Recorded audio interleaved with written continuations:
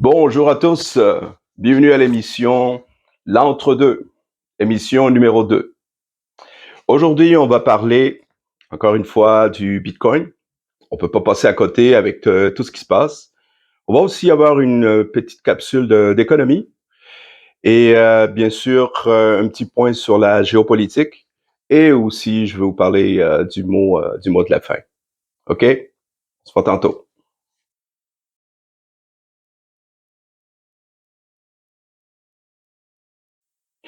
OK, OK, attention, attention, tenez-vous bien, on vient de battre un nouveau record de all-time high. Le Bitcoin vient de toucher 70 000. La semaine passée, je crois que j'avais dit 62. Là, on est à 8 000 de plus. 8 000 de plus, donc un peu plus que 10%. Écoutez, la bête est en train de se réveiller.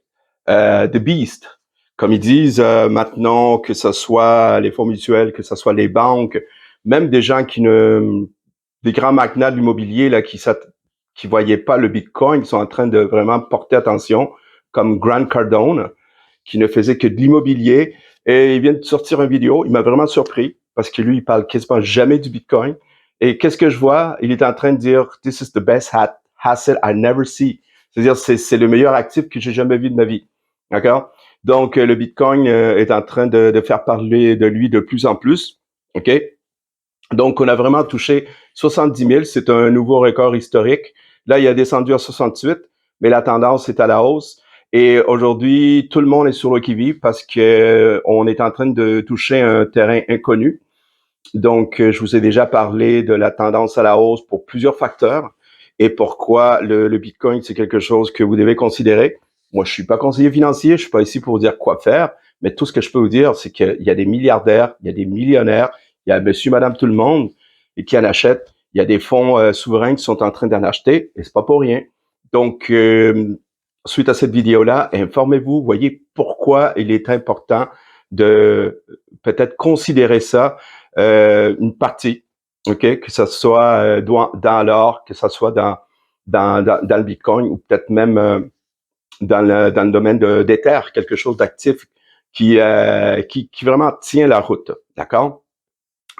J'ai un point intéressant à vous parler, c'est Greg Foss, ok? Je mets de la description son nom.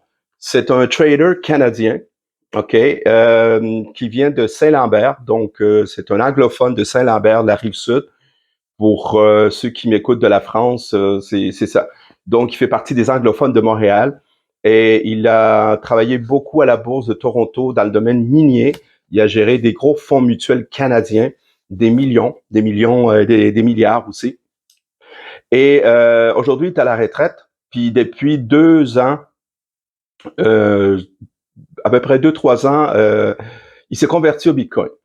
Et maintenant, il se promène un peu partout dans le monde, il fait des conférences, ok? C'est un peu un Bitcoiner maximaliste. Maximaliste veut dire tout simplement que lui il ne voit que la pilule orange. Quand on dit avaler la pilule orange, vous savez, la fameuse histoire de pilule, la pilule bleue, la pilule rouge, maintenant il y a la pilule orange. Pourquoi orange? À cause du Bitcoin, ok? Donc, Greg Foss, c'est un grand mathématicien et il nous a sorti un chiffre très frappant. Il a expliqué que présentement, puis ça, c'est pas le seul à le confirmer, si on prend, je vous dirais, tous les crédits des faux swaps, si on prend toute la dette de l'immobilier, si on prend toutes les dettes souveraines de tous les pays, en gros, la planète, grosso modo, même avec les produits dérivés, OK, ça, c'est un très gros marché, très opaque. On peut calculer ça à peu près à 500 trillions, OK? Tout l'actif de la planète. Et il a dit, si vous prenez juste 5% de ce 500 trillions, juste 5%, OK, qui rentre dans le Bitcoin, OK, et vous divisez ce 5% de ce 500 trillions, OK, j'ai fait le calcul, OK, il le dit. OK? Et vous divisez 21 millions. Pourquoi 21 millions? Parce que c'est le nombre de bitcoins qui va être miné à vie. OK? Il dit, ça va vous faire au minimum, 2 millions le bitcoin. OK? Donc, ça vous montre le potentiel de cette crypto-monnaie. D'accord? Aussi, c'est très rare qu'on a une hausse comme ça du Bitcoin d'une façon très agressive, entre autres à cause des fonds souverains, à cause de l'engouement, à cause des ETF. Les ETF, surtout avec BlackRock. OK, BlackRock, c'est un mastodonte. Son actif est plus grand que plusieurs pays. OK? BlackRock, en tout cas, c'est tout un sujet juste avec ça. Ils sont en train d'acheter à coup de millions par jour, OK? Et présentement, on sait qu'il y a un fonds chinois qui achète pour 100 millions à chaque jour en Bitcoin, OK? Et on attend tous la fameuse chandelle de Dieu. Pourquoi chandelle? C'est à cause du trading. Les trading, on les appelle des chandelles, candles, OK? Et la chandelle de Dieu, c'est qu'on s'attend toujours que peut-être les Émirats arabes, je crois que je l'ai visité la semaine passée, vont faire un move, 500 milliards ou 1 trillion. Et si ça rentre, je vous l'ai déjà dit, attendez-vous à ce que le Bitcoin soit au-dessus de 100 000 overnight, c'est-à-dire du jour au lendemain. OK? Donc, la tendance est à la hausse. C'est pour ça que j'ai des amis qui commencent à m'appeler. Ils me disent, Adrien, peux-tu m'aider à ouvrir un wallet, comment transférer de l'argent pour faire du Bitcoin. Et ça m'a comme un peu réveillé, ça m'a mis un peu la puce à l'oreille, dans le sens que c'est quelque chose que je veux faire, comme une consultation. Donc, les gens qui savent pas comment ouvrir un compte, comment transférer de l'argent et surtout avoir un compte Bitcoin sécurisé, vous allez pouvoir me contacter. Je vais laisser mes coordonnées dans la vidéo. Donc, contactez-moi. Je peux vous aider soit en live ou à distance. Vous savez, à cette heure, on peut communiquer à distance et je peux vous coacher, vous aider. Donc, c'est ça. Il y a un petit frais de consultation, mais faites-vous en part, c'est quand même raisonnable. Mais surtout, je vais vous montrer, je vais vous aider, je vais vous accompagner pour que vous puissiez faire ouvrir vos premiers wallets, faire vos premiers dépôts et surtout le sécuriser. Hyper important. Voyez-vous cette petite boîte-là? C'est ce qu'on appelle un hard wallet, un cold wallet. Ça veut dire que ce bidule-là, OK, n'est pas connecté à Internet. OK? Surtout cette compagnie-là, SafePal, il y a toute une vidéo que j'ai faite sur la compagnie. OK? Et alors, qu'est-ce qui arrive? C'est que il peut pas être hacké. Il n'y a pas de hacker qui peut saisir vos bitcoins que vous mettez dans une petite boîte comme ça. D'accord? Alors, pourquoi je vous dis ça? C'est que tout simplement, OK, ce que j'essaie de vous dire, c'est que tu as des wallets qui sont au niveau du téléphone, tu as des wallets qui sont au niveau de l'ordinateur, tu as même des extensions Chrome qui utilisent les wallets, mais un wallet comme ça, OK, faites-vous en pas, là, j'en ai plusieurs, là, OK? Pas besoin de venir chez nous. OK? Excusez-moi. Donc, ça, c'est la meilleure façon. Ça, c'est la meilleure façon pour vraiment sécuriser vos bitcoins parce que vous les avez de forme physique. Donc, il n'y a pas de danger de vous les faire pirater. Donc, vous voulez savoir comment faire. Ça, c'est quelque chose aussi que je peux vous montrer. Pourquoi? Parce que le Bitcoin, OK, c'est quelque chose qui a beaucoup d'atouts, comme une très bonne monnaie. Entre autres, il est très divisible parce qu'il y a des gens qui disent, ouais, mais Bitcoin, là, je peux pas en acheter. En canadien, il est rendu pas loin de 100 000. Il dit, non, mais tu peux acheter une fraction. Parce qu'on peut les diviser, le Bitcoin. OK? Et aussi, qu'est-ce qui fait sa force? C'est qu'il est rare. Il est limité dans le sens qu'il n'y en aura pas plus que 21 millions. À date, on est rendu à peu près à 19 millions et quelque chose. OK? Il reste 2 millions. OK? Et bientôt, il y a le halving. Ça veut dire que l'émission de Bitcoin va être coupée de 2. Ça veut dire qu'il va diminuer de 2. Ça veut dire qu'il va y avoir moins d'offres, mais la demande va être aussi forte, sinon plus. Donc, le prix va encore monter beaucoup plus vite. OK? C'est transportable. OK? C'est très difficile de passer les douanes, passer à l'aéroport avec une mallette avec des lingots d'or. OK? Si vous en avez pour 100 ou 300 000, puis vous déménagez de pays, puis vous voulez changer de décor pour X raison. Exemple, vous êtes en Ukraine, voulez-vous pousser? OK? Ben, c'est très difficile. Tandis que on peut mettre des milliards, sinon des trillions dans une boîte comme ça. OK? Et je peux vous dire que tout l'actif de la planète peut rentrer dans une wallet comme ça. Les 500 trillions. C'est fou. C'est fou. Mais le plus important, c'est vos 12 mots. D'accord? Mais il y a toute une petite formation que je vais vous montrer, ceux qui sont intéressés, bien sûr. OK? Mais le plus important, vous devez avoir un wallet décentralisé. Ne laissez jamais ça dans ShakePay, dans un échangeur, même dans Binance. Binance, qu'aujourd'hui au Canada, on ne peut pas ouvrir un compte dans Binance. OK? Vous devez avoir un wallet décentralisé. OK? Le meilleur exemple, c'est les truckers canadiens qui se sont fait saisir les comptes de banque. Ils ont eu de la crypto-monnaie, et sauf qu'ils les avaient dans un échangeur. Personne ne leur avait dit, et ils se sont fait saisir ces crypto-monnaies-là. S'ils auraient eu un wallet décentralisé, ça veut dire qu'il n'est pas connecté à un serveur d'un échangeur qui est obligé d'avoir une licence bancaire. On ne peut pas les saisir. D'accord? On peut pas les saisir. La Chine s'est essayé 400 fois à date de bannir et il peut pas. OK? Parce que c'est comme dire, écoute, je veux prendre le contrôle de l'électricité, je veux prendre le contrôle d'Internet. OK? C'est un peu comme dire, je veux prendre le contrôle de toutes les mers, de tous les océans de ce monde. On peut pas l'arrêter. D'accord? Alors, comme je vous disais, Greg Foss nous a fait un calcul génial et qui nous montre le potentiel du Bitcoin. OK? Donc, c'est ce que je voulais vous dire par rapport au Bitcoin. Donc, c'est quelque chose à vraiment à réfléchir. Si vous pensez que présentement, pour X raison, les rumeurs que vous entendez sur des banques, surtout aux États-Unis, on parle de 500 banques qui vont peut-être fermer bientôt, OK, vont se consolider avec les grosses banques comme la Goldman Sachs, la JP Morgan et la Manhattan Chase, tout ça. Ici, au Canada, on a quoi? 4, 5, 6 banques, OK? Mais il y a des rumeurs qui circulent que les banques commencent à être de plus en plus fragiles. Je vous parle même pas de l'Europe, la France surtout. Je suis un très gros blog avec Pierre Jovanovic et qui nous disent que déjà les banques françaises sont en danger. Donc, si ça vous chicote, ça vous empêche de dormir de plus en plus, peut-être mettre un peu d'actifs en Bitcoin, mettre un peu d'actifs en or, ou même mettre du cash en dessous du matelas. Les Américains ont commencé à le faire, de plus en plus de gens. Pourquoi? Parce que la confiance n'est plus là, d'accord? À cause de tout ce qui est en train d'arriver, OK? Ça ne veut pas dire qu'il faut partir en panique, mais il faut être prévoyant. Et on est ici pour vous donner l'information. On est ici pour je vous donner l'information et vraiment vous informer, d'accord? Parce que le but de cette émission-là, c'est pas de s'étaler des heures et des heures pour expliquer le pourquoi du comment.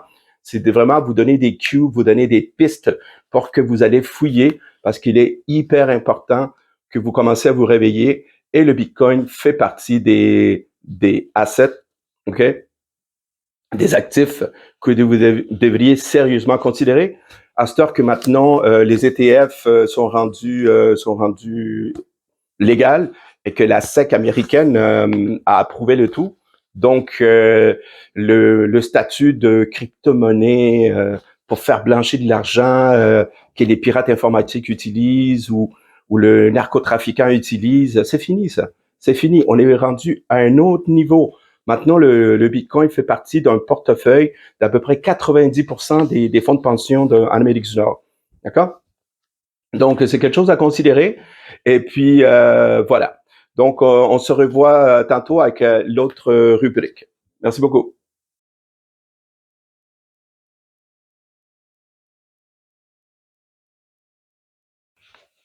OK, alors je suis de retour pour la deuxième rubrique, la deuxième segment.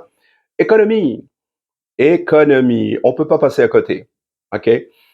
Il y a quelqu'un que je suis beaucoup, qui est plus dans le domaine, je dirais, mystique, spirituel, et surtout au niveau de la déprogrammation, que j'appelle la déprogrammation mentale, Marc Passio.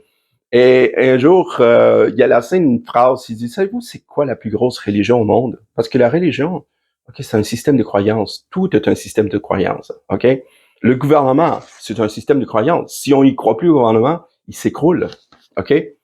Nos institutions d'éducation, si on n'y croit plus, ça n'a plus de raison d'être. Un État, c'est quoi un État? C'est tout simplement l'état des choses qu'on va fonder, on va constituer, on va faire une constitution. C'est un système de croyance. Alors, il avait posé la question, savez-vous, c'est quoi le plus gros système de croyance? au monde, c'est ni l'islam, ni la chrétienté, ni le judaïsme, ni le bouddhisme, ni les forêts galactiques.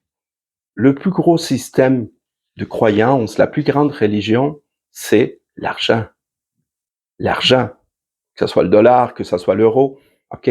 C'est un système de croyance. Pourquoi? Parce que c'est un système qui a été inventé, d'accord? Donc, l'économie, qui nous sert à échanger des biens et des services, au lieu de faire comme à l'ancien temps du troc, ben, ça a créé ce qu'on appelle un écosystème, une économie.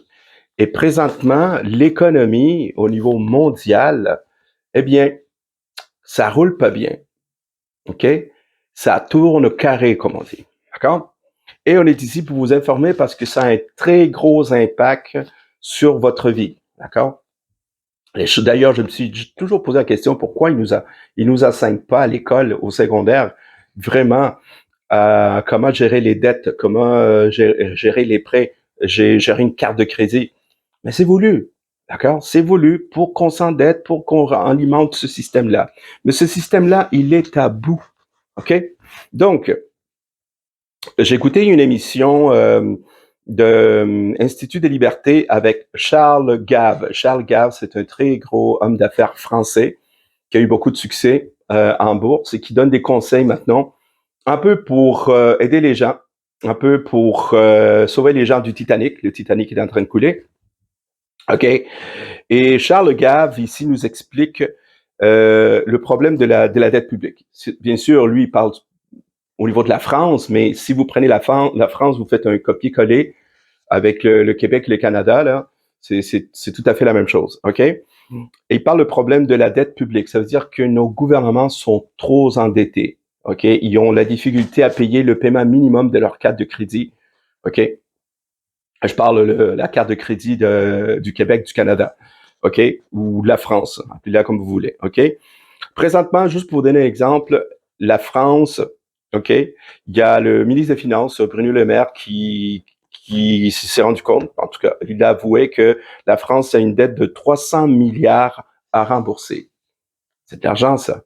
300 milliards. Donc, il faut qu'il trouve ces finances-là. D'accord? Un des gros problèmes, c'est que les pays, pour vraiment aller chercher des fonds, ils émettent des bons du trésor. OK? Mais à cause de l'état de l'économie actuelle, les bons du trésor ne rapportent plus rien.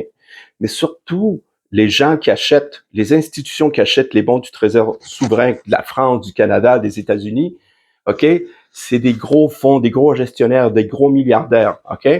Mais c'est comme n'importe quoi. Lorsque le pays est trop endetté, la cote est dangereuse. C'est un peu comme le beau-frère qui, vous savez, ça fait des années qu'il vous demande de l'argent, mais il y a de la difficulté à le rembourser. Et qui, du jour au lendemain, il dit, écoute, peux-tu me passer 5 000 $, je vais te le rembourser. Eh bien, vous allez avoir vous allez passer votre tour, OK? Donc, les pays européens, l'Amérique du Nord ont beaucoup de difficultés à se faire financer. Donc, ils doivent trouver des stratèges, d'autres façons, OK, de faire. Et Charles Gave, il dit qu'il commence à se poser des questions que peut-être un scénario à la chypriote, OK, peut arriver. Pour ceux qui ça ne se rappellent pas, quand la crise en Grèce est arrivée, après les Jeux olympiques de Grèce, où le pays est tombé en faillite, ça a affecté aussi la Chypre, parce que c'est très lié, la Chypre et la Grèce, OK? Et j'ose vous dire que la Chypre a été obligée de passer une loi, OK, pour dire que tous les comptes au-dessus de 100 000, tous les comptes bancaires au-dessus de 100 000 $ devaient être saisis, OK, à cause que la banque devait se refaire. Donc, il y a beaucoup de milliardaires, surtout des oligarques russes, mais beaucoup de gens que carrément leur actif a été saisi. Ils ne pouvaient rien faire. Donc, il parle de ici Bruno Le Maire qui il a pété une coche. Il dit comment se fait-il qu'on n'a pas accès à l'épargne des particuliers européens, d'accord? Donc, il commence à se poser des questions, il commence à chicoter comment est-ce qu'ils peuvent changer les lois, OK, pour avoir accès à ces fonds. On parle ici des assurances-vie, des fonds de retraite, des trucs comme ça, OK? Ça fait que Charles Gave, il commence à avertir ses compatriotes français. Faites attention, vos comptes de banque et tout ça. Il va falloir vraiment, et je dis la même chose ici au Québec, au Canada, que ce soit vos REER, vos assurances-vie. Je suis pas conseiller financier, mais les faits sont là, OK? Et informez-vous, OK? Parce que il y a peut-être péril dans la demeure, OK? Et si on a vu ce qui est arrivé en Grèce, ça a été dramatique. Le niveau le niveau de vie, le niveau de la criminalité, prostitution, tout ça, le pays est tombé en lambeaux, d'accord? Un peu comme au Liban. OK? Je vous parle même pas du Venezuela, je vous parle même pas de l'Argentine, OK? Qui ont beaucoup de difficultés, d'accord? Et surtout, quand le gouvernement passe une loi, eh bien, c'est déjà trop tard, OK? Donc, faut être prévoyant, d'accord? Et moi, je suis pas ici pour vous dire videz votre compte de banque ou quoi que ce soit. Moi, je fais juste vous dire de prendre des précautions, vous informer et vraiment être beaucoup plus prudent. OK? Je vois des échos qui nous viennent des États-Unis. Bientôt, vous allez entendre des nouvelles. Des banques sont en train de tomber. OK? Mais ils le cachent, ils l'étouffent pour pas faire un bank run. OK? Ça, c'est lorsque tout le monde s'en va au guichet pour vider les comptes de banque. D'accord? Une des raisons pourquoi aussi ils sont en train d'éliminer le guichet. Posez-vous la question. Connecter les points, connecting the dots. OK? Donc, voilà. Les comptes de 100 000 et plus en euros, présentement, selon Charles Gave, pourraient être à risque. Et ce qui arrive en France, ce qui arrive en Europe, vous savez, 3, 4, 6 mois après, c'est comme une vague. Elle touche aussi le Québec et le Canada parce que nos économies sont toutes interconnectées. Voilà, c'était le petit point de l'économie. Ah, dernière chose, j'ai une dépêche intéressante de Pierre Jovanovic. Je vous conseille fortement d'aller à jovanovic.com, Jovanovic.com. Je vais mettre le lien. Et il fait une revue de presse économique à toutes les semaines. C'est vraiment bien fait. Jovanovic, ça va faire peut-être plus de 6-7 ans que je le suis, là. Et puis, c'est un journaliste financier, mais c'est beaucoup plus que ça. Mais il sort une dépêche intéressante, fait que pour mes amis du Québec, du Canada, mes compatriotes, je tenais à vous dire que, exemple, le Canada Pension Plan Investment, c'est un fonds de gestion, OK, a vendu sa propriété d'immeuble à bureau, OK, qui se trouve à être à New York, OK, pour seulement $1. Il a vendu toutes ces étages de bureau pour $1. Il les avait achetés il y a quelques années pour 80 millions. Vous savez pourquoi? Ils sont tellement désespérés, ils ont tellement de difficultés à vendre, OK, qu'ils sont prêts à le laisser parce que ça leur coûte trop cher en entretien. Donc, ils préfèrent s'en débarrasser à perte plutôt que de se faire saigner à blanc. OK? Alors, pourquoi ça arrive? C'est tout simplement à cause, après la COVID, les gens ne volent plus au bureau. On travaille tous de la maison. OK? De plus en plus, les gens, OK, ont découvert ça, puis ça leur intéresse plus. Les banques ont essayé, ils ont forcé, ils ont menacé de faire des mises à pied. Non, ça ne marche pas. Et les bureaux vides, vous en avez partout. OK? Et à New York, comment c'est affecté? La Californie, San Francisco, je vous parle même pas de San Francisco, mais pourquoi je vous parle de ça, c'est que le marché immobilier, c'est gigantesque et ça affecte les actifs des banques. Donc, quand ces milliards-là, ces millions ne rentrent pas, les banques sont en difficulté. Vous savez, l'effet domino, OK?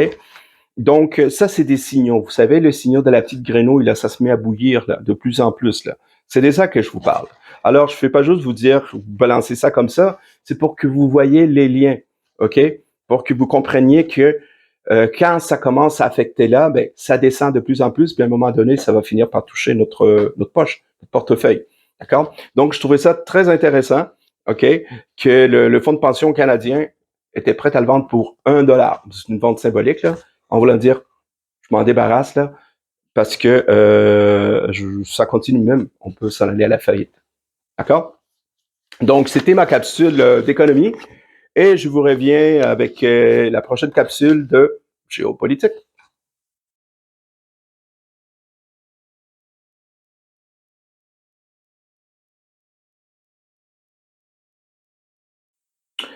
Géopolitique. Grosse nouvelle. OK. Finalement, j'ai fait tout un segment sur cette personne-là. Est-ce que Anthony Blinken, ça vous dit quelque chose? Est-ce que Victoria Nuland, ça vous dit quelque chose? Peut-être pas. Si vous suivez pas la politique étrangère des États-Unis, c'est peut-être un nom qui a passé d'une oreille à l'autre. C'est normal.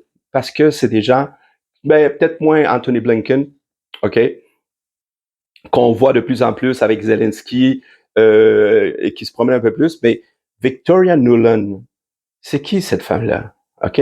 Victoria Nuland se trouvait être la secrétaire générale des Affaires étrangères, qui se trouvait être une fille d'immigrants juifs de l'ancien empire russe, un peu comme les parents de Anthony Blinken.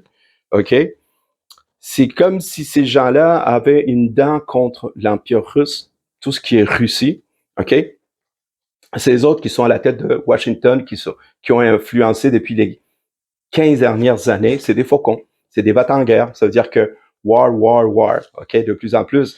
Et on commence à trouver des liens sur tous ces gens-là qui travaillent peut-être pour le complexe militaro-industriel. Et on commence de plus en plus à se rendre compte que les États-Unis, depuis la guerre du Vietnam, depuis la Deuxième Guerre mondiale, c'est pas une question de gagner les guerres, c'est une question de faire des guerres pour faire rouler une très grosse industrie qui est le complexe militaro-industriel. Mais je reviens à elle, OK? Madame Victoria Nuland, qui vient de donner sa démission, OK? On ne sait pas si elle a donné sa démission ou on commence à la pousser à la porte parce qu'on commence à se rendre compte que toutes les décisions qu'elle a faites, toutes les décisions de financer l'Ukraine, OK? Jusqu'à la fin, à la dernière goutte du dernier petit soldat ukrainien, ça ne marche pas. OK? Ce narratif est en train de tomber, est en train de s'écrouler. OK? L'Europe en sait quelque chose. OK? Et les Américains aussi. Donc, il a été considéré comme le cerveau de la révolution orange. Vous savez, la révolution orange, la révolution à Maïdan, qu'il y a eu en 2014 en Ukraine, lorsqu'on a eu un changement de régime, OK? Eh bien, on parle de plus en plus que c'était carrément un coup d'État, OK? Qui dit coup d'État dit la CIA, c'est leur spécialité, OK? Moi, je viens du Chili, les années 70, c'était comme chaque pays, pop, pop, pop, pop, pop, tous les régimes popaient, un après les autres, et ils étaient remplacés par des marionnettes, d'accord? Et il semblerait que la marionnette, dans ce cas-ci, c'était Vladimir Zelensky, OK, qui faisait des tournées, je l'ai vu, c'est un comédien, OK, qui faisait le clown, OK, c'est ce qu'ils l'ont choisi. D'ailleurs, il y aurait un lien entre Zelensky puis j'ai pas le nom du magnat ukrainien que lui était en contact aussi avec Soros, toujours Soros, OK. George Soros, il revient tout le temps, d'accord. Donc, je reviens encore à Madame Nuland, OK, qui était à la tête, qui aurait été à la tête du coup, qui aurait destitué l'ancien président Yanukovych. D'accord? Elle est considérée comme un faucon. OK, elle va en guerre. Elle dirigeait depuis 10 ans, depuis une dizaine, depuis tout de suite après Bush. OK? Il y a eu Obama, elle était là aussi. Et tu sais, on parle de la guerre en Irak, on parle de la guerre en Afghanistan, maintenant en Ukraine. C'était encore elle. OK? Entre autres. OK? Et donc, c'est quelqu'un qui était à la Maison Blanche, qui trouvait des stratégies pour vraiment, elle, c'était son obsession, c'était faire tomber la Russie, faire tomber la Russie, faire tomber la puissance, d'accord. Et il y a quelqu'un que je suis beaucoup, c'est Emmanuel Todd, ok. C'est un petit génie, ok. Si vous tapez Emmanuel Todd, voyez ses interventions. Et il parle du déclin de l'Occident. Et il y a un point très intéressant où il dit que les États-Unis, même s'ils vont perdre l'Ukraine, ils ont déjà gagné quelque part. Savez-vous pourquoi? Parce que ils ont gagné au niveau économique, parce que l'Europe, et surtout l'Allemagne, est en train de s'écrouler, et toute cette économie-là est en train de se transporter aux États-Unis. D'accord? Et il disait que l'hantise des Américains, la phobie des Américains était que l'Allemagne se rapproche de la Russie. Il fallait absolument saboter ça, parce que sans ça, il allait devenir trop puissant. Imaginez, le savoir-faire technologique allemand avec les ressources russes, ils auraient été inarrêtables. Donc, le sabotage et tout ça, puis entre autres, Nord Stream ferait partie de ça. Donc, la question, c'est depuis la débandade à l'Ukraine, les États-Unis vont-ils changer de politique face à la guerre en Ukraine? Est-ce que ça nous annonce déjà qu'ils sont en train de tirer la plug? D'accord? Parce qu'ils se rendent compte qu'ils n'ont pas de chance. Ils n'ont pas de chance de gagner, surtout avec si la tendance se maintient. On sait que c'est Trump qui va rentrer au pouvoir et il a déjà dit, les États-Unis, moi, je les retire de l'OTAN. Donc, l'OTAN semblerait que peut-être leurs jours sont comptés. OK? Ça va faire une implosion. Est-ce que ça va affecter la communauté européenne? Who knows? Mais on sait que ça bouille aussi de ce côté-là. Et aussi, on me rappelle que son téléphone s'était fait hacker pendant le coup d'État qu'il y a eu, qu'ils l'ont mis sur la révolution de couleur en Ukraine. OK? Et lorsqu'on a hacké son téléphone, une conversation qu'il avait avec des diplomates européens, puis surtout avec l'ambassadeur des États-Unis de l'Ukraine dans le temps, qu'il avait appelé en catastrophe, il dit il faut absolument empêcher ce coup d'État. Et il aurait carrément dit, on l'a entendu, il dit l'Europe peut aller se faire foutre. OK? Fuck you, Europe. OK? Elle l'a dit carrément. C'est comme ça. On va dire, j'en ai rien à foutre. Il dit, on fait tomber les Russes, on s'en va en guerre. C'est comme ça que ça se passe. OK? Donc, eh bien, cette personne-là, bye bye. OK? Mais c'est à suivre. C'est à suivre. Donc, c'est quelqu'un qui vraiment a influencé les guerres, que ce soit non seulement en Ukraine, mais les guerres catastrophiques en Afghanistan, en Irak, je vous parle même pas, OK? En Libye, OK? Avec Muammar Kadhafi, d'accord? Donc, c'est ça. C'est quelqu'un que beaucoup de gens vont se féliciter qu'elle n'est plus là, puis tout le monde se pose la question, est-ce que c'est vraiment elle qui a donné sa démission ou on a carrément dit, ben écoute, ça fait là, parce qu'on regarde le bilan, puis ça marche pas. D'accord? Donc, c'est vraiment à suivre, OK? Parce que, vous savez, c'est nos grands voisins du Sud. Ce qui se passe aux États-Unis finit par nous affecter d'une façon ou d'une autre. D'accord? Donc, c'est ce que je voulais parler au niveau de la géopolitique. OK? Et maintenant, je tenais à vous parler, tiens, un point très intéressant de Daniela Carbone, mais je vais faire un segment juste avec elle. OK, je vous reviens.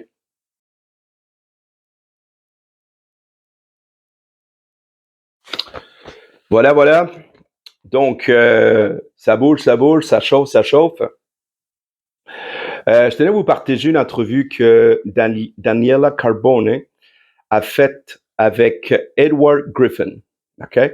Daniela Carbone, elle s'est fait connaître avec ses entrevues qu'elle faisait avec Kiko. C'est une fille de Montréal qui vit à New York, une Italo-montréalaise. OK? Et je trouve que ses interventions et ses entrevues avec les grands des finances sont très, très pertinentes. Et à ma grande surprise, il a fait une entrevue à Edward Griffin. Peut-être que ce nom-là ne vous dit rien. Mais si je vous parle de l'histoire de la Réserve fédérale américaine, ça vous dit quelque chose? OK? La Réserve fédérale américaine qui a été fondée en 2013. Et pourquoi je vous parle de ça? C'est que j'ai acheté le livre. Pas son livre à lui, mais la version française. OK? Écrite par un Allemand. D'accord? Qui est un livre qui a été badafé. OK? C'est que Edward Griffin a fait une enquête sur l'histoire de la Réserve fédérale américaine. OK? Il s'est rendu compte que c'est ni une réserve, c'est ni fédéral. OK? Et il n'y a pas d'or. OK? Et c'est tenu par des sociétés privées, des banques privées. Ça appartient à des banques privées, un peu comme la Banque du Canada, un peu comme la Banque de France. OK? C'est la même chose. OK? C'est des sociétés privées. OK? Et il a écrit le fameux livre, un best-seller qui s'appelle The Creature from Jekyll Island. OK? La créature de Jekyll Island. Jekyll Island, c'est tout simplement l'île au New Jersey à 1913 où JP Morgan, les Warburg se sont réunis pour fonder un cartel, ok, bancaire et prendre le contrôle des finances des États-Unis et par ricochet le contrôle au niveau mondial, ok. Et c'est ça, il a fait des entrevues partout. Et Edward Griffin, c'est quelqu'un de vraiment, j'ai appris à le connaître. C'est quelqu'un de très posé. Il parle d'une petite voix, ok. Puis c'est quelqu'un là de très surprenant. Il a fait une entrevue dans les années 80 et ça, il faut absolument que je le traduise avec un ex-agent du KGB qui était spécialiste, ok, du contrôle mental, ok, et spécialiste de la propagande. Et dans cette entrevue-là, il expliquait, entre autres, de quelle façon l'Union soviétique et d'autres pays se prenaient pour changer le thinking. Combien de générations au niveau de la maternelle, au niveau du secondaire, au niveau du cégep, au niveau de l'université, pour brainwasher, si on peut dire ça, ok, pour obtenir, ok, le narratif qu'ils veulent. OK? Et en l'écoutant, c'est comme si on voyait tout ce qui est en train d'arriver dans nos sociétés aujourd'hui. C'est quand même intéressant. D'accord? Puis c'est quelque chose que un jour, je vais vous traduire parce que c'est du bonbon, parce que quand vous allez écouter ça, vous allez dire, wow, on vient de comprendre, là. OK? Chose que peut-être vous vous en doutez déjà. D'accord? Alors, je reviens ici avec Dahlia Calborne qui demandait à Edward Griffin, OK, parce qu'elle, ça rend bien compte là, que ça marche pas, là, OK? Euh, Ça marche pas, l'économie est en train de craquer partout, OK? Et il l'a amené parce que Edward Griffin tient aussi un espèce de formation, mode de survie, si on peut dire. OK, pour éduquer les gens à qu'est-ce qui s'en vient. Parce qu'il dit, et on le voit là, il dit, le système va crasher. OK, le système va crasher. Le système bancaire. Et c'est voulu. Il a dit, c'est voulu parce qu'à un certain moment, ils sont obligés de faire un reset. OK? Klaus Schwab, il a rien inventé. OK? C'est que il y a des cycles dans l'économie. OK? Et notre système bancaire date des années 1972, lorsque Richard Nixon a sorti du standard or le dollar. OK? Depuis ce temps-là. Donc, les années 70, on est à quoi? Plus de 50 ans. Un système financier nous tient entre 30 et 50 ans. Après ça, cette espèce de Ponzi, il faut qu'il s'écroule. Il faut le refaire. OK? Anciennement, les Juifs, les Hébreux, ils faisaient le jubilé. OK, dans la Bible, on recommence. OK? Un peu comme le jeu vidéo, un peu le jeu de Monopoly. OK, c'est bon, on recommence. D'accord? Sauf que ça a des impacts dans la vraie vie. C'est tout à fait différent. Donc, il dit que le système bancaire, la façon qu'il est fait là, il essaie de trouver une façon pour ce qui s'écroule. Et souvent, quand vous voyez des guerres pondre de plus en plus, ok, c'est pour détourner l'attention. Et l'ultime objectif, c'est que c'est de dire que le problème ne vient pas de gestion ou du système bancaire. Le problème vient de la guerre, de Poutine. D'accord? Alors, et c'est reconnu, ils créent le problème. Et après ça, ils amènent une solution. Et on s'en va vers ça de plus en plus. Il y a le problème, les gens rentrent en panique, les gens rentrent en peur. On a une solution. On a un nouveau système monétaire hyper sécure, hyper performant. Ça s'appelle CBDC. OK, vous allez en entendre parler. Ici ou déjà au Canada, c'est déjà prêt. C'est le Central Bank Digital Currency. En d'autres mots, c'est de la crypto-monnaie. Mais c'est une crypto-monnaie contrôlée, programmée. OK? Tellement programmée qu'ils peuvent mettre une date d'expiration sur cet argent-là. Si vous la dépensez pas, elle disparaît. Donc, ça met une pression à la consommation. OK? La Chine utilise aussi ce qu'on appelle un service de citoyens de crédit, de surveillance. OK? Fait que là, on rentre beaucoup plus dans ce qu'on appelle Big Brother, Big Time. OK? C'est pas pour rien qu'il y a des lois qui ont été sorties dans certains États. Je crois que c'est le Nevada, je pense que c'est Nevada, Floride et Texas qui vont interdire le CBDC. OK? Parce que il trouve que c'est une monnaie anticonstitutionnelle, anti-constitution américaine. Donc, je sais qu'ici, des gens sont de plus en plus informés de ça, mais il est important que vous le sachiez. Parce que lorsque le gouvernement Ottawa nous fait une petite entourloupe, nous parler des CBDC, c'est ça, c'est une monnaie de contrôle. OK? Parce qu'ils peuvent surveiller tous vos achats. D'accord? Et tout va être géré de plus en plus à travers le téléphone. C'est pour ça que de plus en plus, il y a beaucoup de gens qui veulent sortir du système, entre autres avec le Bitcoin. D'accord? Alors, Edward Griffin a fait une grande entrevue avec un agent du KGB, ça je vous avais dit, dans les années 80, spécialisé dans la propagande et le contrôle mental, qui expliquait un peu ce qui était en train de se faire déjà aux États-Unis et au Canada. Ok, au niveau de l'étranger, c'est devenu une blague, comme quoi que le Canada, que Joe Rogan, il a fait une entrevue puis il a dit à Peterson, Why Canada is so woke? Pourquoi le Canada est si woke? OK? Avec toutes ces lois-là, c'est une des raisons. OK? Parce que les gens à la tête, ils ont un autre agenda. Et c'est pour ça que je tenais à vous informer surtout avec des faits. OK? Et il nous parle de quelque chose de hyper intéressant. Il nous parle du collectivisme. Vous savez, le collectif. Il dit, le collectivisme, tenez-vous bien, ça s'appelle le communisme. La philosophie derrière ça, c'est que le groupe est plus important que l'individu. Le groupe est plus important que la propriété privée. Le groupe est plus important que les libertés individuelles. Le groupe est plus important que l'autorité parentale. Je pourrais passer ma soirée à vous expliquer ça. Comprenez ce que j'essaie de vous dire. Donc, on est en train de rentrer dans cette ère-là. Bien sûr, il y a des gens qui sont en train de se réveiller, il y a des gens qui sont en train de contester, et surtout, il faut s'informer. D'où la raison pourquoi je fais aussi mon émission. OK. Il dit, on vit une période trouble et on vit aussi un écroulement du système. Mais c'est voulu. Créer le problème pour trouver la solution. OK? D'ailleurs, c'est à l'endos du dollar américain, là où il y a la fameuse pyramide. J'ai pas le mot latin, mais en gros, ça veut dire ça.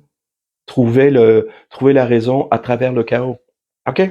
Donc, il prône, très intéressant, il prône que les gens deviennent de plus en plus indépendants au niveau de la nourriture, au niveau des finances. OK?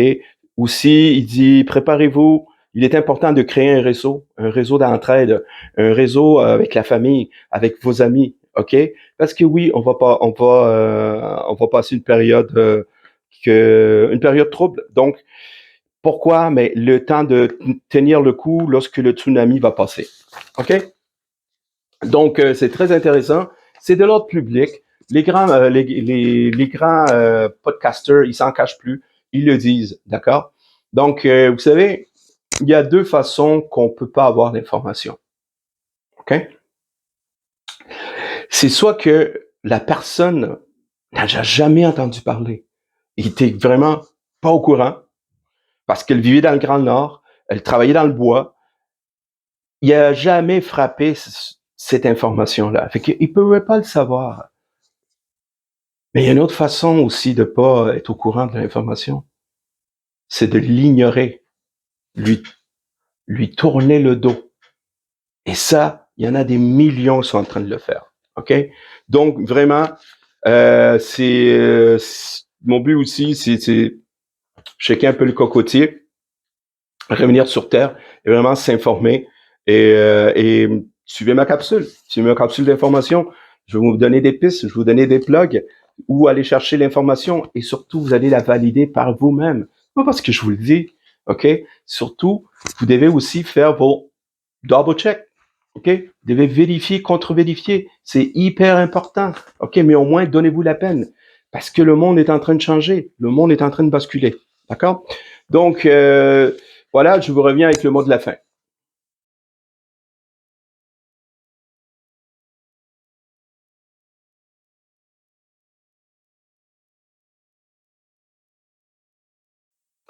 Alors, c'est le mot de la fin, plutôt la phrase de la fin. C'est une phrase en espagnol. J'écoute beaucoup de podcasts en espagnol, mais souvent ça revient. Écoutez bien. Tantôt, je l'ai mis au début de l'information du vidéo. El dato mata el relato. El dato mata el relato. Mata veut dire tuer. Le data tue le narratif. En gros, c'est ça. Le data tue le narratif. Ça veut dire quoi? Il peut y avoir toutes sortes de narratifs. Il peut y avoir toutes sortes de croyances. Il peut y avoir toutes sortes de philosophies. OK? Mais les faits, OK? Les faits, le data, l'information, OK? La vraie information, ça tue le narratif. Et on est en train de voir ça de plus en plus. Le narratif wokiste, le narratif sous les faux prétextes pour s'en aller en guerre, les faux prétextes pour envoyer des milliards, OK? Le narratif pourquoi la frontière aux États-Unis est grande ouverte, OK? Mais les faits sont en train de prouver le contraire. Le data est en train de montrer que ça marche pas. Ça marche vraiment pas. Il y a un truc que je vous ai même pas parlé, OK? C'est incroyable. Au mois de janvier, j'ai écouté une émission sur au niveau des automobiles. OK, j'ai travaillé un peu dans l'industrie automobile. Savez-vous combien de voitures Tesla a vendu en Corée du Sud au mois de janvier? Savez-vous combien? Une voiture Tesla qui a été vendue seulement dans tout le pays, dans tout le mois de janvier de cette année. Savez-vous pourquoi? Parce que le gouvernement a arrêté de donner des subventions. Savez-vous pourquoi? Ça coûte trop cher. L'Allemagne aussi. Elle vient d'enlever les subventions. Et comme par hasard, Volkswagen, OK, BMW, Mercedes-Benz, ils arrêtent les voitures électriques. OK, pourquoi? Parce que ça se vend pas. Le marché de seconde main des voitures électriques, il est mort. Les gens en veulent pas. Ça coûte trop cher. J'ai écouté une émission où un Autrichien a défoncé sa Tesla et les gars de la cour à scrap refusent de venir la chercher. Ça fait des mois qu'elle est en train de rouiller dans son driveway. Vous savez pourquoi? Ils ont trop peur de la batterie. Elle est trop stable. Elle peut péter, elle peut brûler. OK? Tout ça pour vous dire que le PDG, c'était quoi le PDG de Citroën ou de Nissan? Il a dit, ça va être une saignée. L'industrie automobile va s'écrouler.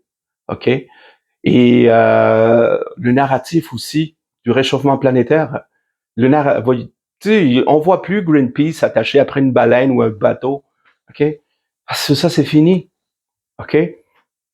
Le pétrole, le gaz, les ressources naturelles, c'est hyper important. OK? La pire erreur que l'Allemagne a faite, c'est de couper le gaz russe. Et d'ailleurs, dans l'entrevue avec Tucker Carlson, Poutine l'a dit, je comprends pas, c'est suicidaire. D'ailleurs, Emmanuel Todd, il le dit. Il dit, l'Europe a des tendances suicidaires à s'auto-saboter. Et nos gouvernements sont en train de s'auto-saboter. Pourquoi? Parce qu'ils veulent faire une implosion. Mais ce narratif-là, OK, il est en train de sauter. Parce que le data est en train de monter que ça marche pas. À un moment donné, il y a quelque chose que l'humanité possède, grâce à Dieu, c'est le bon sens, le sens commun. OK? Donc, à un moment donné, les informations commencent à sortir, puis on commence à les vérifier, contre-vérifier. OK? Et aujourd'hui, l'information voyage à la vitesse de la lumière. OK? C'est ça aussi qui fait en sorte que ce système-là, ils peuvent plus faire ce qu'ils veulent. D'accord? Donc, oubliez pas, la vraie data, la vraie information finit par tuer le narratif et c'est ce qu'on est en train de voir de plus en plus. Merci beaucoup. On se voit à la semaine prochaine. Ciao tout le monde.